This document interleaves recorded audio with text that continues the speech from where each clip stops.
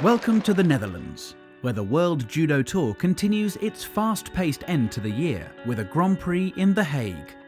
This picturesque city hosted its inaugural event last year and now builds on its success by staging a show even bigger and better than before. The Dutch are avid judo fans, and this event gave them a chance to see the best in the world in action, including a host of home gold medal contenders. With everyone looking for a crucial rankings boost, the entry level in The Hague was huge, including some of Kosovo's rising stars, whose coach Dritten Kuka we interviewed last week in Tashkent. There was some great action, and we'll bring you all the best of it. Plus, we'll meet Nicolas Shirazadishvili before he took to the tatami in the world champion's red backpatch for the first time. The men's under 81 kg division had the crowd in an optimistic mood as one of the Netherlands' most talented judoka took to the tatami. The 2015 World Junior Champion Frank de Witt is gradually making bigger and bigger waves at senior level, and home advantage saw him in brilliant form as he made it through to the gold medal contest with a thrilling display of Ippon Judo.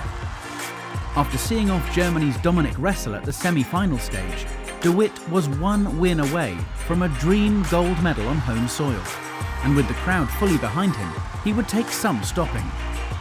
The man in his path was Ivalio Ivanov of Bulgaria, who had earlier sent world champion Said Molay of Iran packing in his opening contest.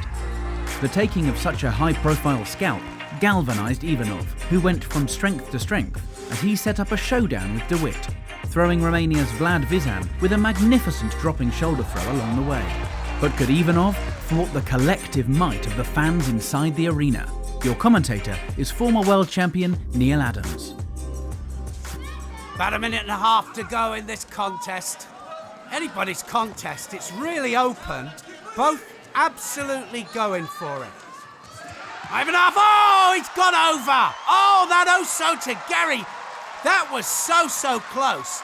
Couldn't quite see the landing there, but I don't think he went onto the points of his shoulders. There's the Osoto. He goes onto the elbow, so Wazari scored there for de Witt. That was a great Osoto Gary there, and Ivanov couldn't do anything about it.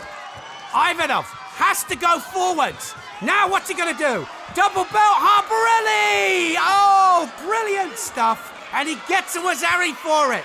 Straight into the hold down here, and de Witt is doing everything that he can to get out of that. Quick look up at the clock and the seconds tick away.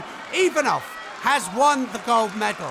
Frank de Witt once again goes for it, absolutely 100%. But it's Ivanov that is absolutely on fire. He has hold of the belt with two hands. There is no way out there for de Witt, and de Witt goes over onto his side for the Wazari. And the transition was there for Ivanov, and Ivanov, well, he's just been on form, on fire all day. He's back to his very best, and that was superb transition. And a great bit of sportsmanship there from both these fighters, two warriors, and that was brilliant. Highly fancied for gold at under 48 kilograms was last week's Tashkent Grand Prix gold medalist Distria Krasniki of Kosovo. She was one of her nation's 3 gold medalists as they topped the medal table in Uzbekistan.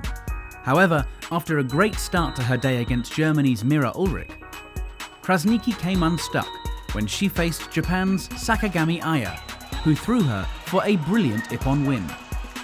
The tables were then turned on Sakagami as she herself succumbed to the skills of China's Zhong Yao.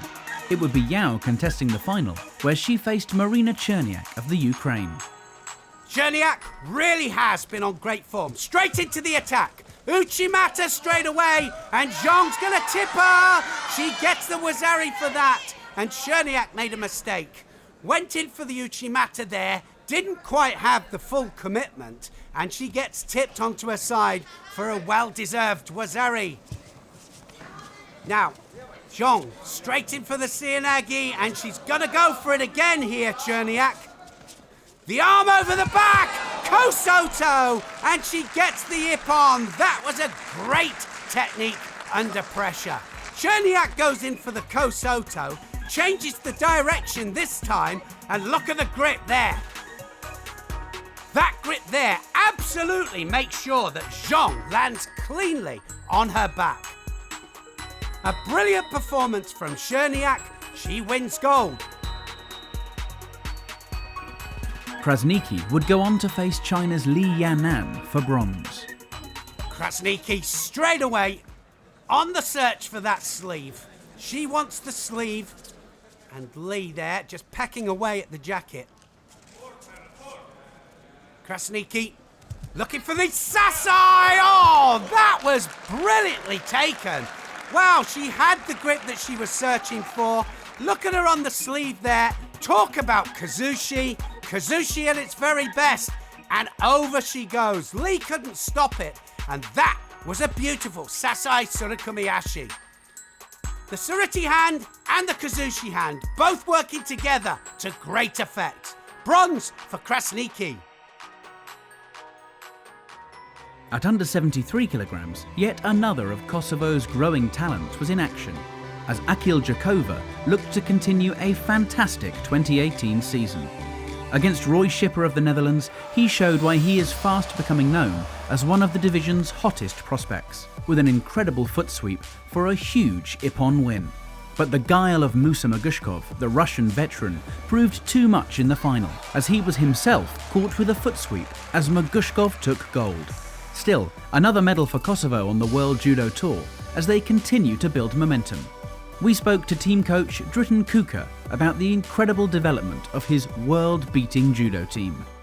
We started to compete in IGF competitions in 2009 through the big desire of IGF president, Mr. Marius Wieser, who was the biggest supporter for us. I stopped my judo in 1991 and I was just 19 years old. In that time I was one of the best in the national team, but because of politics, in that time we stopped to compete for the national team of ex-Yugoslavia, and then after the war in Kosovo in 1999, then I started to pick up kids in my street, living around dojo, which is our family property, and we built it because of love for judo. My main goal in the beginning was to keep them in sport. Because you know, the kids, they want to go out and things. I make it through the travelings. I send them in some competitions around, and they was happy to travel, to know kids from other countries. And after 3 or 4 years, I think I catch them. I was sure they will stay in judo, because judo is that kind of sport. So then they started to get some medals, and of course, there was the competitions like for kids and that, but doesn't matter. The main thing was to keep them in, and in the end, here we are. My Linda was extraordinary person.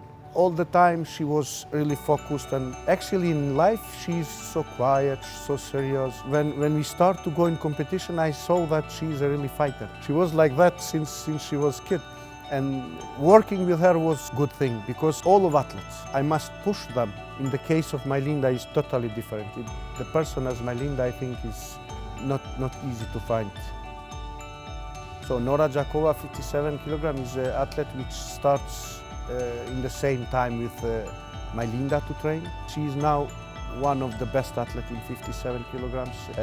Distria Krasnici, 48 kilograms. Now, in the last 2 competitions, she was in a really good shape, and I think she can be one of the candidates for Olympic medal. Other Jakova, the boy, in 2018, he starts really good with the gold in Grand Slam Paris, which is one of the best competitions. So I have now, let's say, 4 athletes who are in a really high level. The athletes are really motivated to make proud themselves, their families, me as a coach, a judo community in Kosovo, and also all the country. And I think through this motivation and through our job as a family, we have something special. I hope government will start now maybe to build a national center. I would like to pick up kids from other cities and make a bigger base to have 20 to 30 good athletes, and in that case, I think the Kosovo will be strong in the map of the judo elite countries. In the over 100 kilogram division, there were high hopes for a home gold, as last year's champion, the flamboyant Roy Mayer, took to the tatami. But he stumbled at the first hurdle of his title defence. felled with a great foot sweep by Yakiv Kamo of the Ukraine. Kamo then continued to reign on the Dutch parade as he defeated Maya's compatriot Jur Spijkers at the semi-final stage, setting up a final against Vladut Simionescu of Romania. He had also been in great form during the day, countering Angel Parra of Spain for a big Uranagi Ippon. But how would he fare against Kamo in the final? Minute into this contest, and they can both throw these two if they decide to do it. Now that big arm over the back there from Kamo. Is he ready to go in? Oh, Ouchigari! And he drives him backwards. That was superb.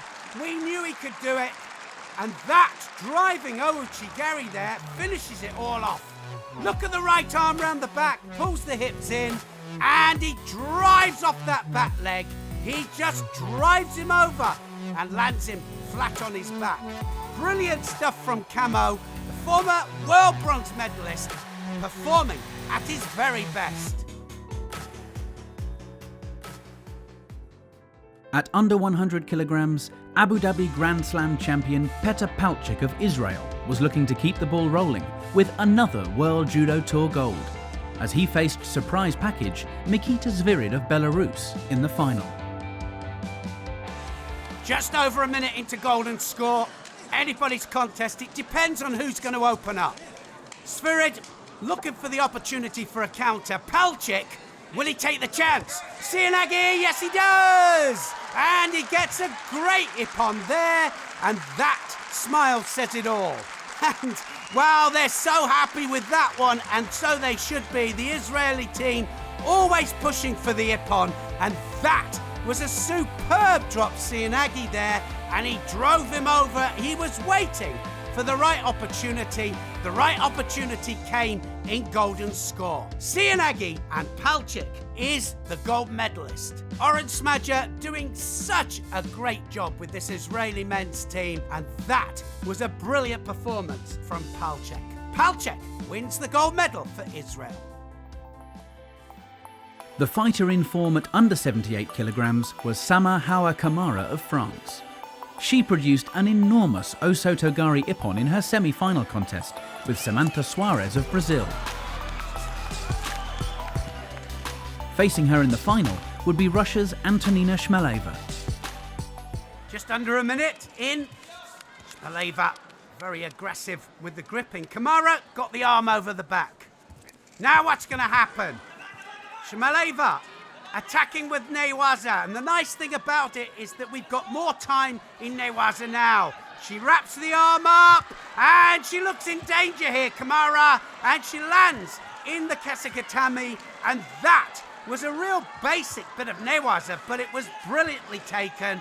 She wrapped the arm up, moved around the top end of the head, and then just turns her over into the most basic of hold downs. But it just goes to show it can happen at the very highest level. She gets the ippon. She got a nice turnover, and she had plenty of time to do it. Patrick Roux there, a nice gentle clap of the hands there to celebrate with Shmelaeva. Shmelaeva, a nice bit of transition, and that is what judo's all about now. There was gold for Mongolia to cheer as they added their name to the growing list of gold medal winning nations in The Hague, thanks to Dashdavar Amotovshin, who defeated Aoki Dai of Japan in the final. Up one weight, Vaja Margvelashvili was in breathtaking form. Having taken Grand Slam gold in Abu Dhabi last month, the Georgian was out to continue the momentum and reached the final after a masterclass of spectacular ippon judo. At the semi-final stage, he came up with an exquisite Sasai Surikomiyashi, levelling Denis Vieru of Moldova to book a place in the final. Israel's Baruch Shmailov was his opponent there and was looking dangerous himself, notching up some powerful ippons throughout the day, as he too progressed to the final. The match would be decided by a counter-attack, Margvelashvili laying in wait until just the right moment, turning the tables on Shmailov to score Wazari and take his second World Judo Tour gold on the bounce. Belgium also joined the gold medal party in The Hague as Charlene van Snick topped the podium at under 52 kilograms. Up one weight, Japan flaunted their depth as Otsuji Terumi took the under 57 kilogram gold. Her Ouchigari proved a powerful weapon during the day as she chalked up 2 Ippon wins en route to the gold medal contest. There, a Wazari against China's Lu Tongwan landed her on top in a pin, which she held to score Awazeti Ippon and top a Grand Prix podium for the first time. At under 63 kilograms, Alice Schlesinger of Great Britain looked dominant as she made it through to the final. But there, she was pinned by Yang Junxia as the Chinese judoka took her first World Judo Tour gold in 3 years. Sally Conway went one better for Team GB at under 70 kilograms as she took gold, the best moment of her day coming at the semi-final stage against World Masters champion Maria Portela of Brazil. At over 78 kilograms, Hortense Vanessa Mbala Atanga took Cameroon's first ever World Judo Tour medal as she placed second. During the day, she was on great form, seeing off both Larissa Cheric of Bosnia and Herzegovina and Anne Fatoumata Mbairo of France. In the final, Marina Slutskaya won out on penalties, adding Belarus to a list of 12 different nations leaving The Hague with gold medals. Judo, once again, showing that it is a sport for all. Our number 3 Ippon from The Hague came at under 73 kilograms, as Denis Yartsev of Russia produced this brilliant Haraigoshi against Sam van ter Westend of the Netherlands, showing once again that on his day he is capable of some breathtaking judo. At number 2 is Dutch fighter Margriet Bergstra against Italy's Miriam Boy at under 57 kilograms. Close to the edge of the area.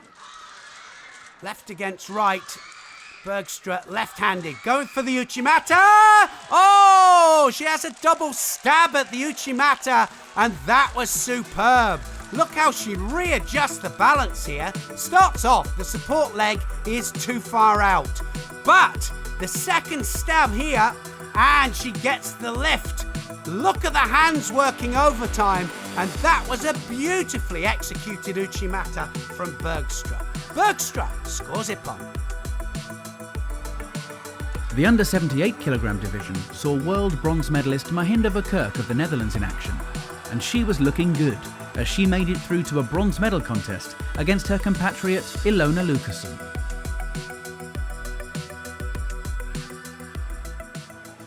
Well, this is a domestic. 2 Dutch fighting, of course, Verkerk, former world champion. Lucassen will just give it everything that she's got. Oh, she goes over for Kirk, and she will not be happy with that because Lucassen, a big smile on her face there, has beaten the former world champion. And it's on home ground. Look at that. She goes in for the Seotoshi there. That Seotoshi takes Verkerk right the way over the top. What an Ippon that was.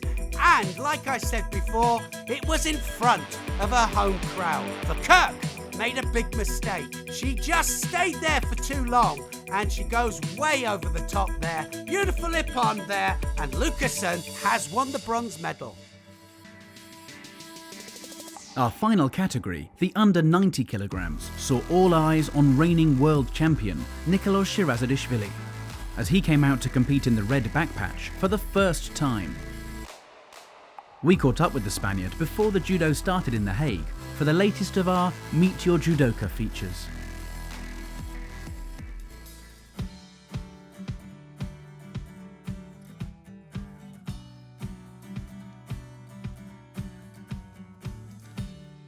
I started judo when I was 10 years old for my father because he also was a judoka.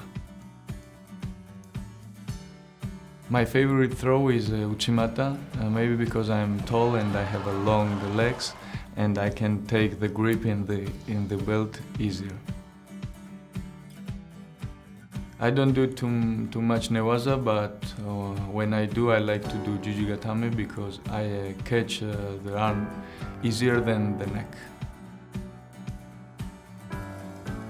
My favorite food is a Georgian traditional food khinkali with broth and meat dumpling. I listen a lot of music, but my favorite singer is Bruno Mars. My hero is Muhammad Ali because mentally he was ahead of his generation. My favorite judoka is Varlam Liparteliani because he's the most consistent and clever judoka, and I also like his uchimata.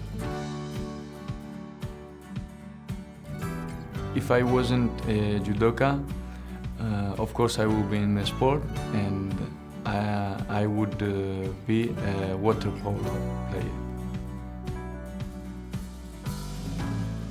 My favorite memory in the IGF World Tour, it's a World Championship because I take a gold medal there. It was very emotional, see my coach crying after when I get the Wazari, because he realized that I was first male world champion of the Spain. There was a lot of family from Georgia, because from Azerbaijan it's too near Georgia, and a lot of family comes to support me, and I was very happy to do this everything for my family, for my coach, and get this gold medal. I love judo because the respect of each other and the values teaches you for the rest of your life. And Shirazadishvili was living up to the hype in The Hague, as he picked up just where he left off in Baku, throwing big all day to make it through to the final. After seeing off Russia's Said Emizambekov in his opening bout, he then showed off his uchimata against Atu Lamminen of Finland to score his second ippon of the day. At the semi-final stage, he used uchimata once again, this time to score a second Wazari against Peter Zilka of Slovakia. He was through to the final and looking every bit the world champion. Standing between him and gold was Serbia's Alexander Kokol. The former world number one looked just as dynamic as his counterpart as he made it through his eliminations to set up a mouth-watering final with Shirazadishvili. After defeating Russia's Alexander Rosliakov, Kokolya had a lightning-fast foot sweep up his sleeve against Great Britain's Fraser Chamberlain. After another uchimata ippon against Belgium's Joachim Bottio at the semi-final stage, the duel with Shirazadishvili was set. Which of these spectacular sportsmen would come out on top? What a contest this is. Shirazadishvili, the current world champion, and of course Kokol, who's world number 2 at the moment, the world number 1 and 2 battling it out. And they've both been on the most amazing form. Oh, look at that! Tayatoshi, or Seatoshi should I say, a little bit of a mix of, well, Surigoshi and Seatoshi, and he takes the world champion over for the biggest ippon. He can't believe it there. Shirazadishvili, well, he looked unstoppable today. They both did, but that was absolutely superb. Right on the edge, he just sends that leg right the way over, and he just uses the belt to get a little bit of control, and he drives him over there. Seatoshi at its very best there, but a little bit different with the grip. That was absolutely amazing. You don't see the world champion going over like that very often, and Kokol has won the gold medal for Serbia. And Mrs. Hanneke van der Marel, Director of Sports for The Hague, presents the gold medal. The world champion standing off to his right there, a little bit disappointed, but that's the unpredictability of judo. Sometimes you win, sometimes you lose, but you always bounce back. So that's it from a thrilling second edition of the Hague Grand Prix. Next week, judo is going back to its spiritual home, Japan. Join us for all the action from the Osaka Grand Slam.